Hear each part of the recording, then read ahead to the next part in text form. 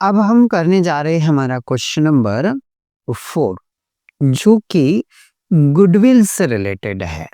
किससे रिलेटेड है? गुडविल से रिलेटेड है। अब जैसे ही मैंने बोला गुडविल से रिलेटेड है, तो हमारे मन में एक क्वेश्चन आता है कि सर ये जो गुडविल है, ये होती क्या है? बिल्कुल, जिसको हिंदी में आप ख्याति कहते हैं। ठीक। अब पहले हम इस वर्ड को समझ लेते हैं, फिर हमारे सवाल पर आते हैं। देखिए, किसी भी प्लेस की जो पॉपुलैरिटी होती है, किसी भी प्लेस की जो पॉपुलैरिटी होती है, उस पॉपुलैरिटी को ही हम गुडविल कहते हैं। या किसी पर्सन की यदि कोई पॉपुलैरिटी होती है, तो वो जो पर्सन की पॉपुलैरिटी है, उस पर्सन की लोकप्रियता है, उसी को गुडविल कहा जाता है। या हम ऐसा भी बोल सकते हैं कि किसी प्रोडक्ट की जो पॉपुलैरिटी है, किसी प्रोडक्ट की जो लोकप्रियता है, वो इसकी क्या कहलाती है? गुडविल कहलाती है। या हम तीनों को मिलाकर बोल दें कि किसी प्लेस, किसी पर्सन, किसी प्रोडक्ट की जो पॉपुलैरिटी होती है, लोकप्रियता होती है, उसे ही क्या कहा जाता है? गुडविल कहा जाता है।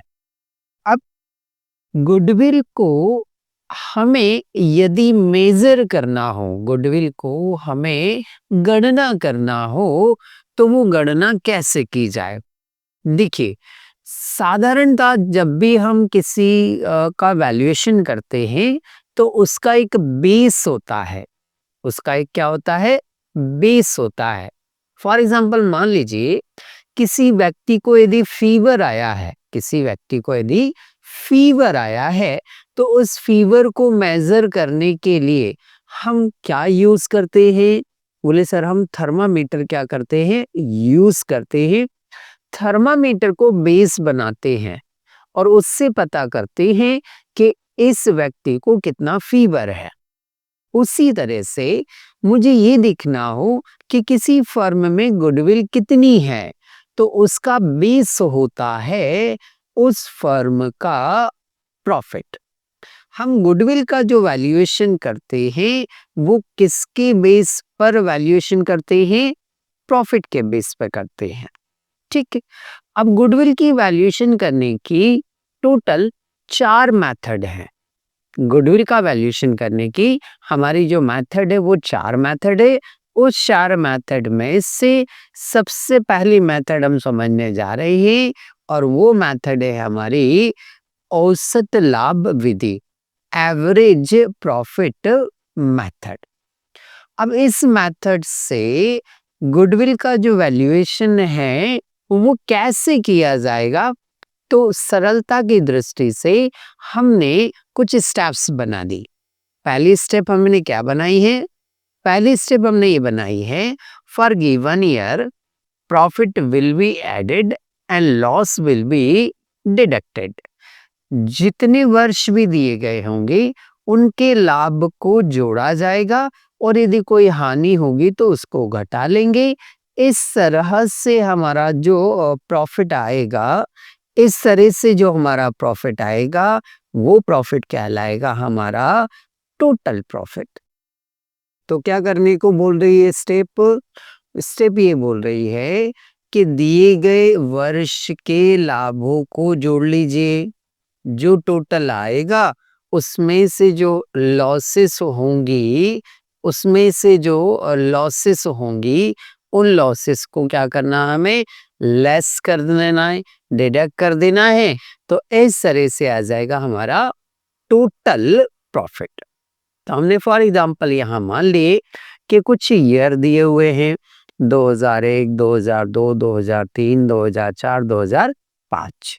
2001 में प्रॉफिट है 12,000 का, 2002 में भी प्रॉफिट है 15,000 का, 2003 में लॉस है, ये लॉस की कैटेगरी में लिखा हुआ है ना, तो 2003 में लॉस है 4,000 रुपए का, हमने थोड़ा सा अलग नोट करना है। ओके। 2004 में फिर प्रॉफिट है 5,000 का, 2005 में फिर प्रॉफिट है 17,000 का। तो एक काम करिए, ये जो प्रॉफिट है इनको अलग से जोड़ लीजिए।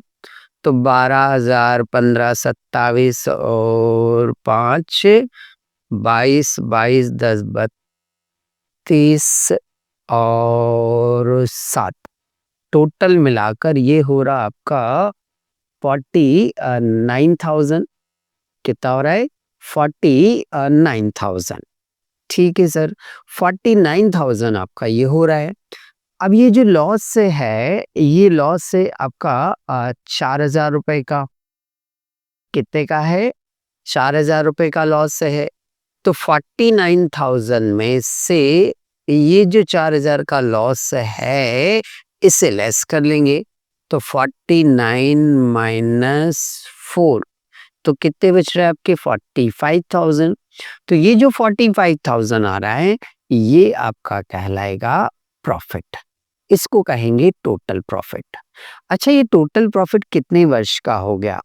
बोले सर ये टोटल प्रॉफिट जो है वो 5 वर्ष का कहलाएगा। देखो ना, गिनो ना यहाँ से, 1, 2, 3, 4 और 5। तो ये 5 वर्ष का हमारा टोटल प्रॉफिट हो गया। ये हमारी पहली स्टेप यहाँ पर कंप्लीट हो गई। आगे चलते हैं हम सेकेंड स्टेप हमारी ये है कि what come after dividing the total profit by the total number of year is called average profit. कुल लाभ को वर्षों की कुल संख्या से भाग देने पर जो प्राप्त होता है वह कहलाता है हमारा औसत लाभ। क्या कहलाता है? हमारा औसत लाभ। चलिए हम दूसरी स्टेप पर आते हैं। दूसरी स्टेप हमारी ये है कि जो हमारा टोटल प्रॉफिट हम यहाँ निकाले ना 45,000 रुपीज, इसमें टोटल नंबर ईयर से डिवाइड करना है तो आपका आ जाएगा एवरेज प्रॉफिट। अच्छा, एवरेज प्रॉफिट का मतलब होता है 1 साल का लाभ, 1 वर्ष का लाभ को ही क्या बोलते हैं हम? Average profit. 1 साल का जो लाभ आता है वो हमारा क्या कहलाता है? Average profit. ठीक है भाई, तो ये आपका एवरेज प्रॉफिट आ जाएगा। निकालते हैं। 45,000 आपका टोटल प्रॉफिट है जो कि हमने यहाँ फर्स्ट स्टेप से निकाला है। ये 45,000 उठाकर हमने यहाँ पर क्या कर दिया? नोट कर दिया।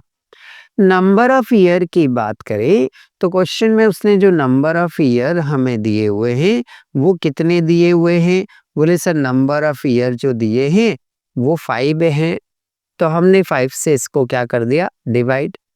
45 को 5 से डिवाइड करेंगे तो ये कुछ 9,000 आ जाएगा। ये 9,000 आपका क्या कहलाएगा? Average profit. ओके, ये दूसरी स्टेप हो जाएगी हमारी। तीसरे स्टेप में हमें करना ये होता है कि जो हमारा एवरेज प्रॉफिट आया है ना, जो हमारा यहां से क्या आया है?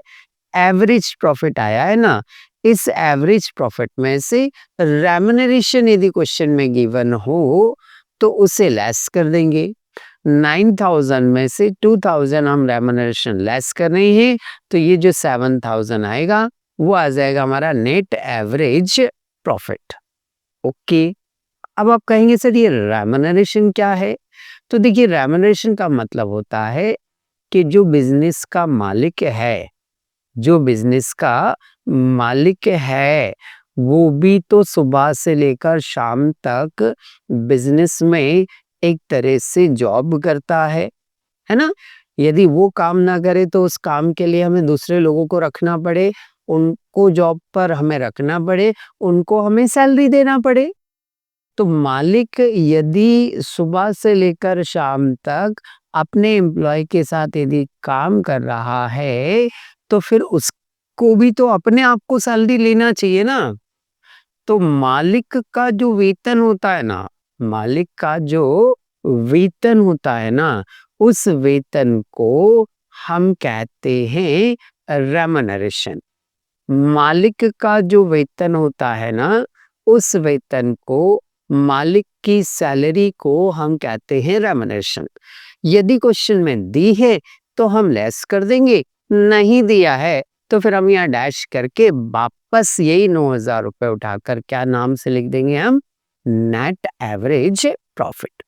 अभी हमने माना कि 2,000 रुपए जो है वो मालिक का वेतन है, तो 9,000 में से 2,000 हमने लेस किए तो कितना बच रहा है आपका, 7,000 रुपीज आ रहा है, 7,000 रुपए आ रहा है।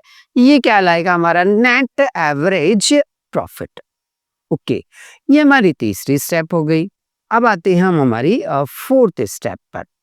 फोर्थ स्टेप के लिए हम बात करें तो फोर्थ स्टेप है हमारी कि नेट एवरेज प्रॉफिट जो आएगा ना, उसमें परचेसिंग ईयर जो कि क्वेश्चन में गिवन रहते हैं, जो कि क्वेश्चन में क्या रहते हैं, गिवन रहते हैं, उससे मल्टीप्लाई करना है, तो जो आएगा फिर वो हमारी क्या आ जाएगी, गुडविल।